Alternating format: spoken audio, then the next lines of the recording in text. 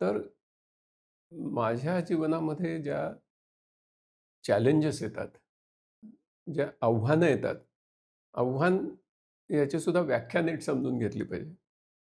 आव्हान म्हणजे असा प्रश्न, की ज्याच्याकडे मी बघितला असता मला वाटेल, की हा मला सुटणारच नाही.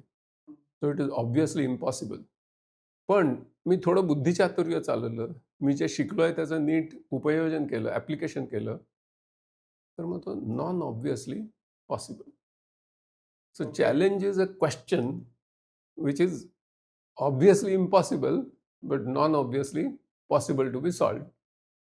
अशी चॅलेंजेस मला सोडवण्यासाठी ज्या माझ्या क्षमता विकसित झाल्या पाहिजेत, त्या क्षमता विकसित झाल्या आहेत का? ह्याची परीक्षा झाली पाहिजे. उदाहरणार्थ, म्हणजे मी समस्यापूर्ती करू शकतो का? हं.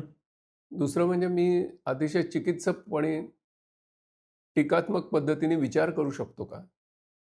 आता ह्याचं एज अप्रोप्रिएट तुम्ही करून घ्या. हो. हं.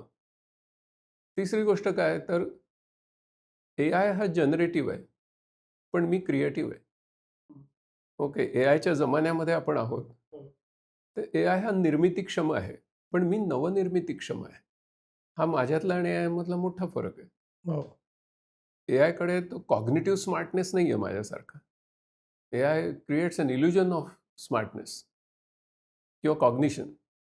तर मग मला माझी जी सर्जनशीलता आहे, त्याची परीक्षा झाली पाहिजे.